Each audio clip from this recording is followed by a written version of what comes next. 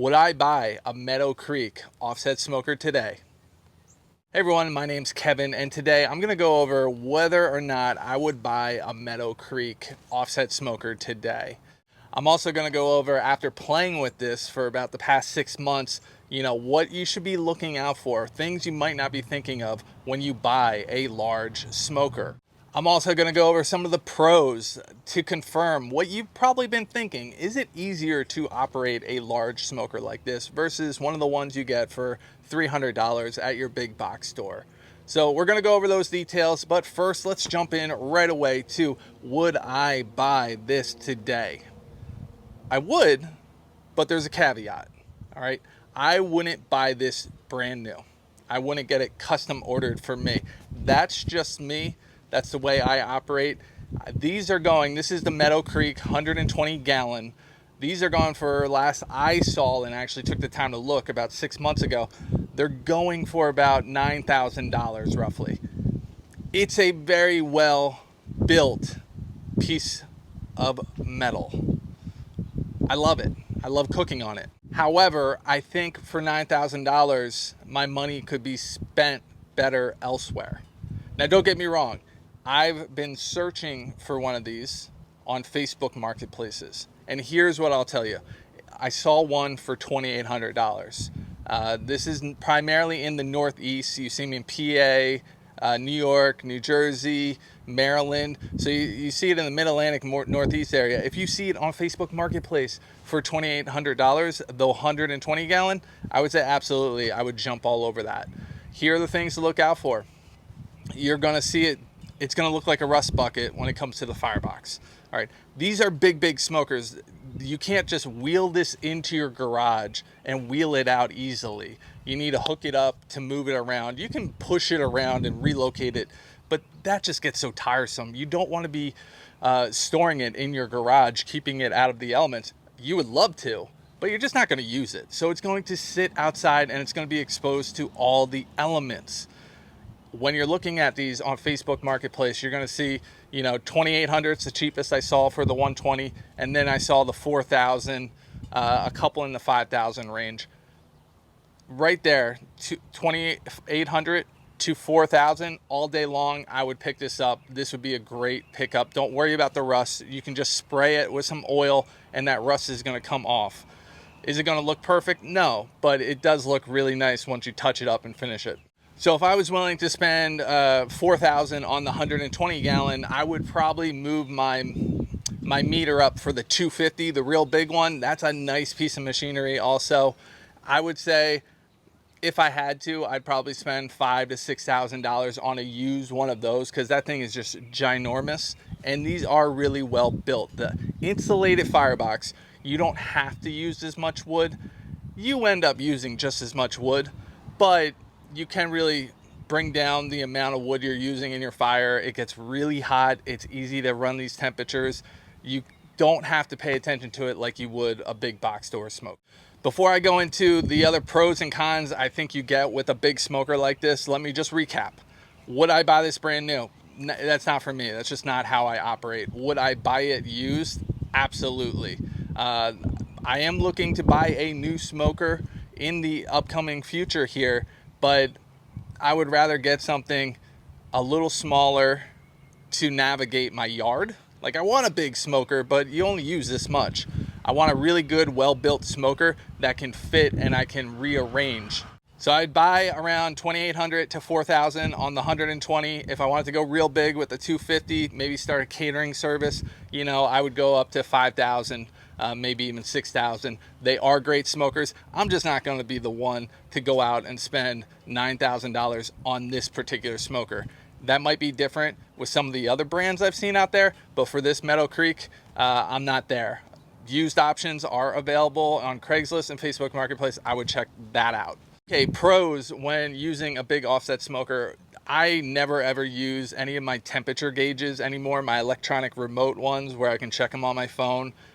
You get this up to 250, 300 where you want it to be, and it will stay there. All you have to do is come out and throw a log on every 20 to 40 minutes, depending how it's burning, how wet your wood is, if you have to stay on top of it, or if it's just on cruise control. So I never use my electronics when I'm using this big smoker. If I'm doing an overnight one, maybe I'll put something in there just so I don't have to get out of bed to check it. But for the most part, that's a huge convenience. Is there really is like hitting that cruise control on your car where you're just going to maintain that speed. These big smokers that are built well, that's going to happen too. So you don't have to babysit. You won't see the heat fluctuations that you would on another type of smoker, smaller box store thin metal smoke. The other thing I was doing and playing around with is I heard from somebody that commented on one of my other videos for the Meadow Creek, and he said he took out the metal grate that you put the wood on in the firebox, and he keeps his fire down on the bottom. I tried it and I found it to be a lot better. When you have wood burning on this big grate, there's about 1.5 inches, 2 inches underneath of it. The wood embers will fall down, but they're not clustered together. They're spread out and they kind of die off quickly. So the little bit of heat swings you would get it with this metal grate. You wouldn't get it when you removed the metal grate and you just cooked on the hot embers. There's so much airflow that you can control and play with. It's perfect for that.